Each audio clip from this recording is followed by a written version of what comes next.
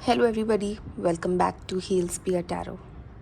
आज का जो हमारा टॉपिक है वो एक रीडिंग से आता है जो कुछ दिनों पहले मैंने की थी। एक लेडी की लाइफ उसकी नंद ने इस तरह ख़राब कर दी थी कि उसके ससुराल में उससे कोई बात तक नहीं करता था। उसका अपना हस्बैंड उसको गलत समझता था और ये जो नंद थी वो खुद भी मैरिड थी।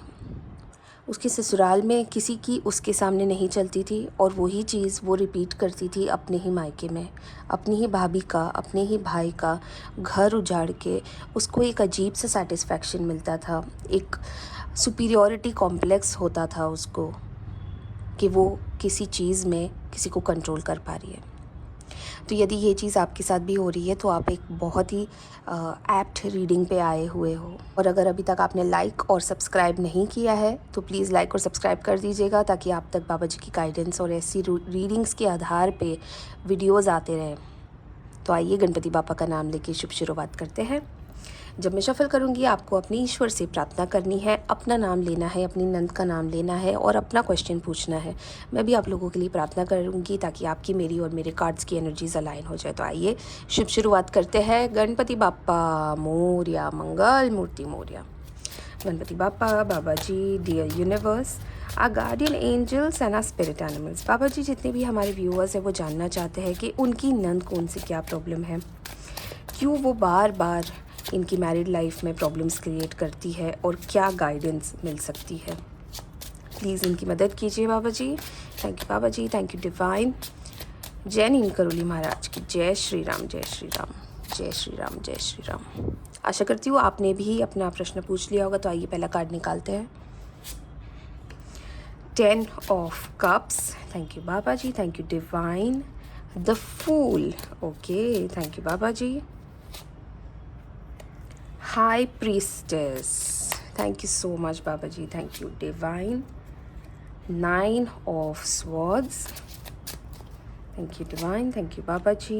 King of Cups, 3 of Swords, thank you Divine. 6 of Swords and 6 of Wands. तो आइए हम दूसरी डेक से भी कुछ कार्ड्स निकाल लेते हैं बेटर अंडरस्टैंडिंग के लिए। आप अपना क्वेश्चन पूछ सकते हो अगर आपने पहले शफल में नहीं पूछा है तो।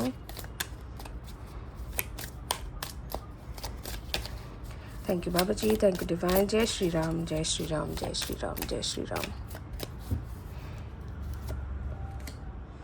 Healing, okay, thank you Baba ji. Patience, thank you Baba ji, thank you so much. Inner voice, okay, thank you Baba Ji. Ripeness, okay. तो सबसे पहले मैं आपको कुछ इंपॉर्टेंट नंबर्स बता देती हूँ। ये आपकी नंद से, आपसे डायरेक्टली इनडायरेक्टली रिलेटेड हो सकते हैं। डेट ऑफ बर्थ, एनिवर्सरी, कुछ भी, जैसे कि 9 है, 2 है, 10 है, 6 है, 3 है एंड 7 है। तो ये कुछ इंपॉर्टेंट नंबर्स है। और यहाँ पे जो मुझे सबसे ज़्यादा एनर्जी आ रही है वो स्वॉर्ड्स की एनर्जी आ रही है। यानी आपकी जो नंद है वो एयर एलिमेंट की हो सकती है, यानी कि जेमिनाई, लिब्रा, एक्वेरियस यानी मिथुन, तुला, कुंभ राशि की हो सकती है। बहुत ही ज़्यादा एनर्जी आ रही है इस एलिमेंट की। तो आइए शुभ शुरुआत करते हैं।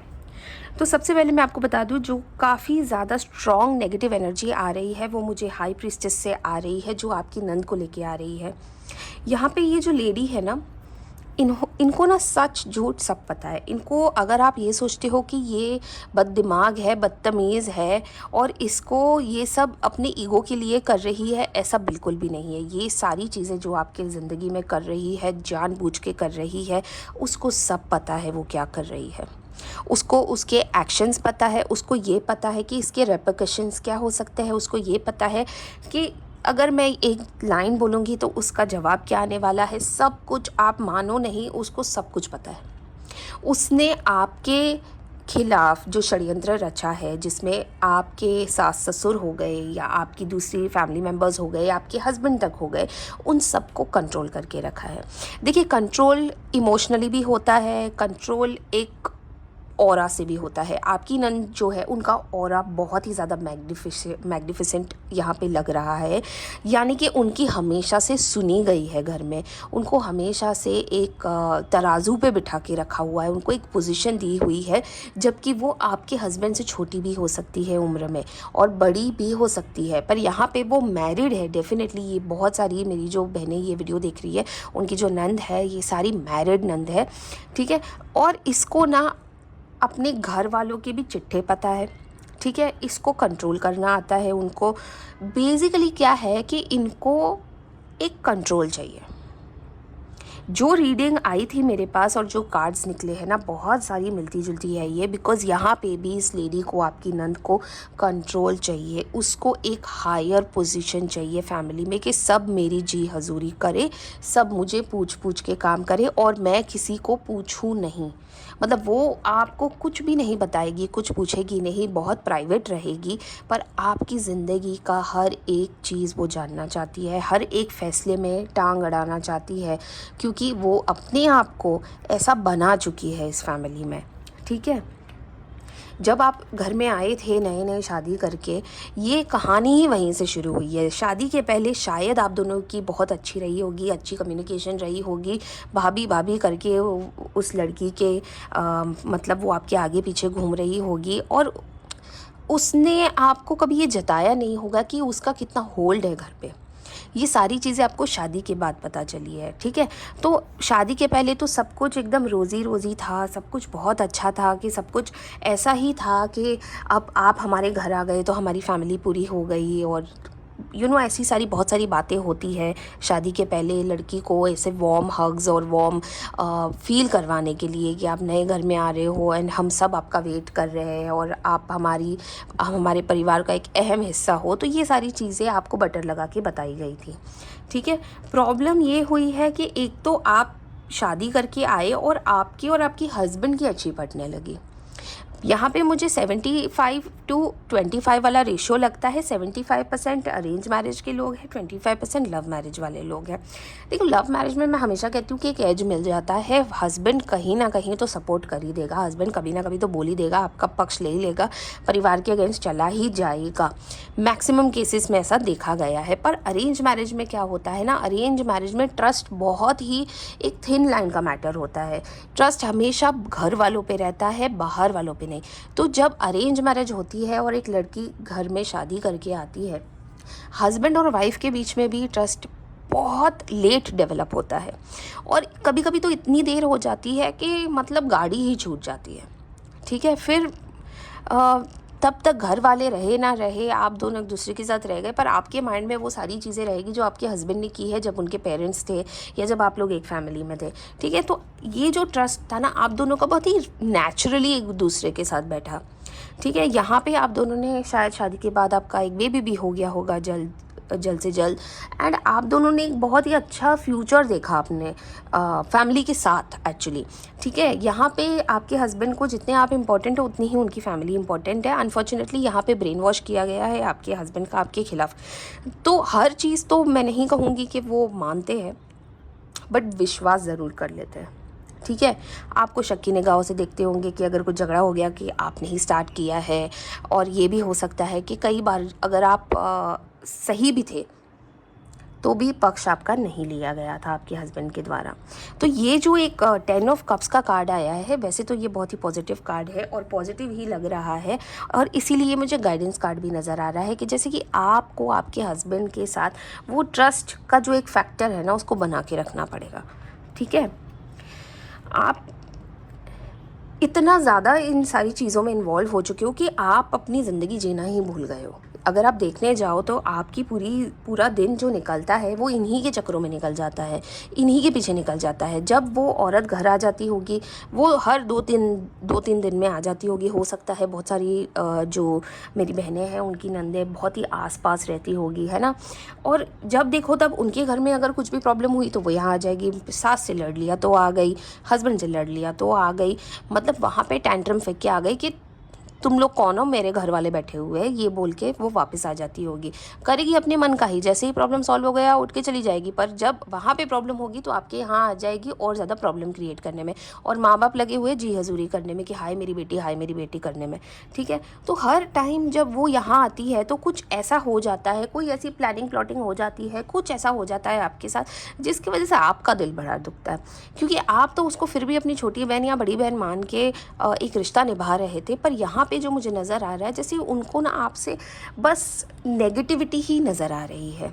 अगर आपकी और आपके हस्बैंड के बीच में सब सही चल रहा है और उसकी और उसके हस्बैंड के बीच में सब नहीं अच्छा चल रहा है तो ऑफकोर्स जेलसी तो आएगी ना। अब हर बार वो झगड़ा करके आपके घर आ जाती है, पर आप तो वहीं हो, आप तो अपने मायके जाते नहीं हो। आपके और आपके हस्बैंड के बीच में जो प्रॉब्लम्स हो रही है वो आप दोनों आपस में ही सॉल्व करते होंगे। अगर घर में झगड़ा होता भी है सबके सामने तो भी आप अपना कभी भी ससुराल छोड़ के नहीं गए हो, आप वहीं बैठते हो और वहीं रह के अपनी प्रॉब्लम सॉल्व करते हो। आप वैसी नहीं हो जैसे कि ये है जो मुँह उठा के बार बार मायके चली आती है। तो इसको इस बात से बड़ी जेलसी है। तो जब भी ये यहाँ आती है वो मेक श्योर करती है कि आपकी और आपके हस्बैंड के बीच में भी झगड़ा हो जाए, ठीक है, ताकि वो अकेली क्यों पिसे, उसके अकेले का घर क्यों ख़राब हो, उसके और उसके हस्बैंड के बीच में ही क्यों चीज़ें बिगड़े। तो वो चाहती है कि अगर उसके और उसके हस्बैंड की नहीं बनती है, उसकी उसके ससुराल में नहीं बनती, तो आपको भी चैन से नहीं जीने का हक़ है।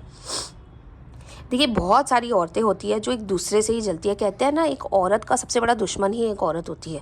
अगर आपकी नंद इतनी अच्छी होती है और आपकी नंद में इतनी समझ होती तो क्या वो बार बार लड़के आपके घर आती, क्या वो बार बार लड़के मायके आती, क्या वो हर बार ऐसे बिहेव करती कि अरे वो तो बेचारी है, उसके साथ तो अन्याय होता रहता है और यहाँ पे आके आपके साथ अन्याय करेगी।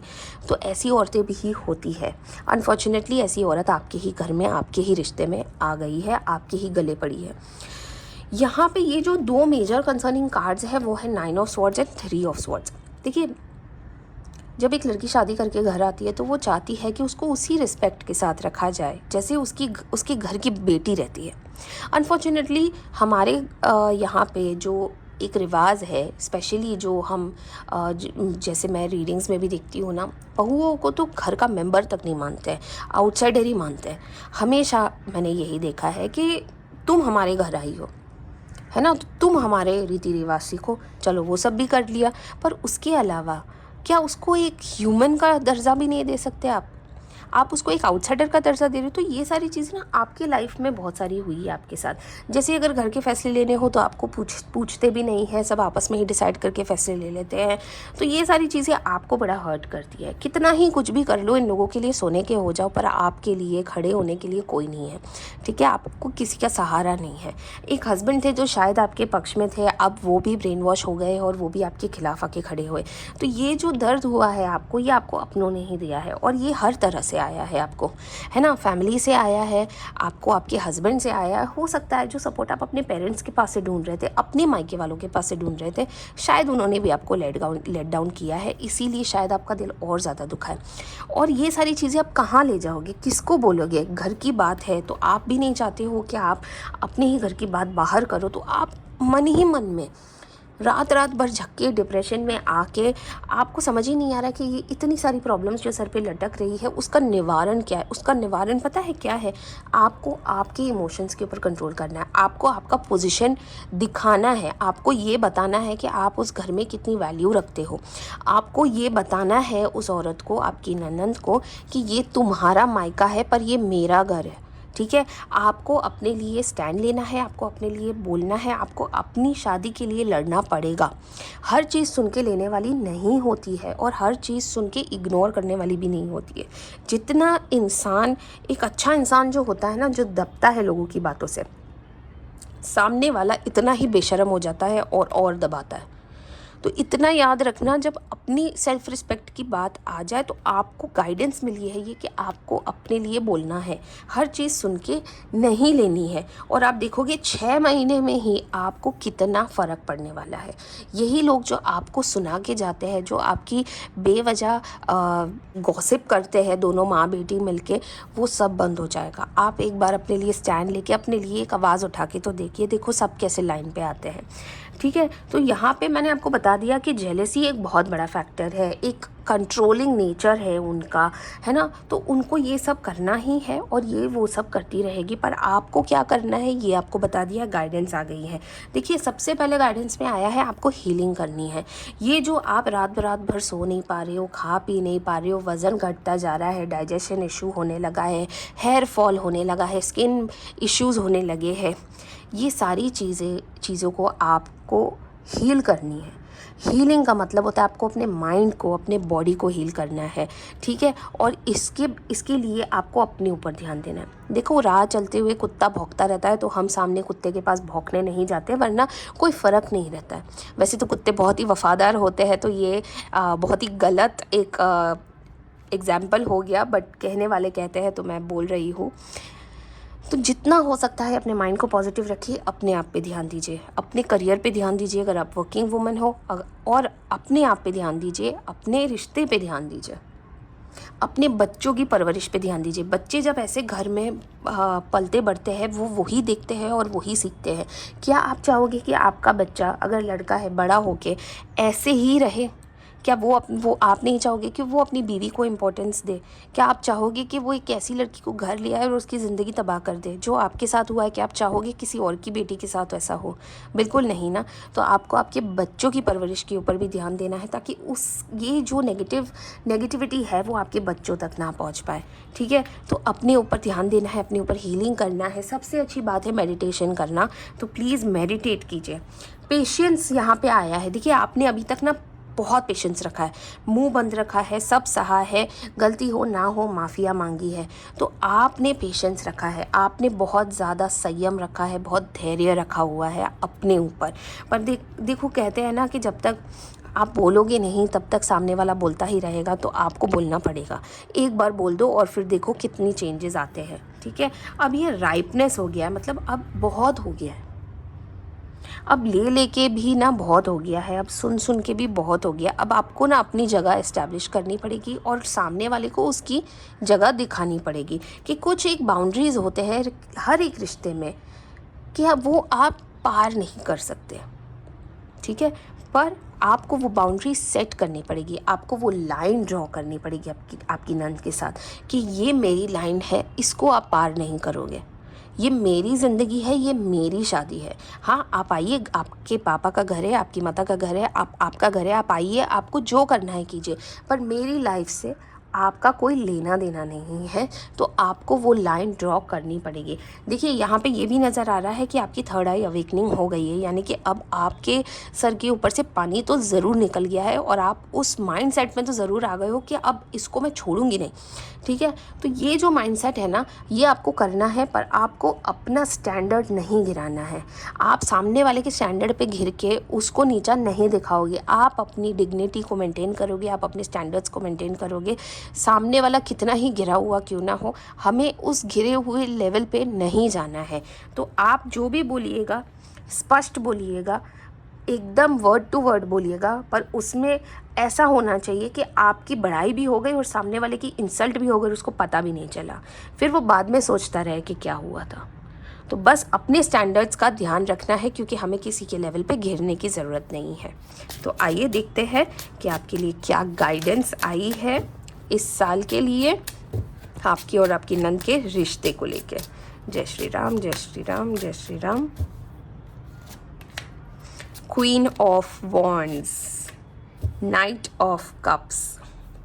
जो भी बोलना स्पष्ट बोलना, जैसे कि मैंने आपको कहा है, आपको आपकी पोजीशन दिखानी है, आपको ये दिखाना है कि घर आपका है, फैमिली आपकी है और आपकी लाइफ अपनी है, ठीक है। आपकी शादी अपनी है, किसी थर्ड पर्सन को बोलने की इजाज़त नहीं है। तो आपको ग्राउंड रूल्स सेट करने हैं, बाउंड्रीज सेट करनी है। नाइट ऑफ कप्स यानी कि इमोशनली आगे बढ़ना है, सोच समझ के आगे बढ़ना है। जैसे कि मैंने आपको कहा, अपनी डिग्निटी को मेंटेन करना है। ये नहीं कि उसने बोल दिया तो हमने भी फट से कुछ बोल दिया और फिर हिसाब बराबर नहीं। सोच समझ के रखना हर एक कदम, क्योंकि आपके ही हाथ में आपकी डिग्निटी है, आपकी ही रिस्पेक्ट आपके हाथ में है और किसी और को उसको उछालने की परमिशन नहीं है, ठीक है। तो जो भी करोगे डिग्निटी में रह के करना, और किसी और को ये ऑप्शन नहीं देना है कि आपकी बाउंड्रीज क्रॉस करें, तो ये था आज का हमारा वीडियो आपकी नंद के ऊपर। जैसे कि मैंने आपको पिछले वीडियो में कहा था, आपके घर में रहने वाले किसी व्यक्ति के ऊपर हम करने वाले हैं, प्लस एक रीडिंग के आधार पे भी मैंने सोचा था कि मैं आपके लिए वीडियो कर दूँ। तो अगर आपको ये वीडियो पसंद आया हो और आपको गाइडेंस अच्छी लगी हो तो प्लीज़ कमेंट कीजिए I claim this positive energy, और अपने ईश्वर का नाम ज़रूर लिखिएगा जिसे भी आप सबसे ज़्यादा मानते हो, जैसे कि जय नीम करोली महाराज, हर हर महादेव, जय माता दी, जिसे भी आप सबसे ज़्यादा मानते हो उनका नाम लिख दीजिएगा। मैं समझ जाऊँगी कि बाबा जी की गाइडेंस आप तक पहुँच गई। कल भी एक बहुत ही इंटरेस्टिंग टॉपिक के साथ हम आने वाले हैं, तो कल का वीडियो ज़रूर देखिएगा। मिलते हैं कल, तब तक के लिए ध्यान रखिएगा अपना बहुत सारा। हर हर महादेव।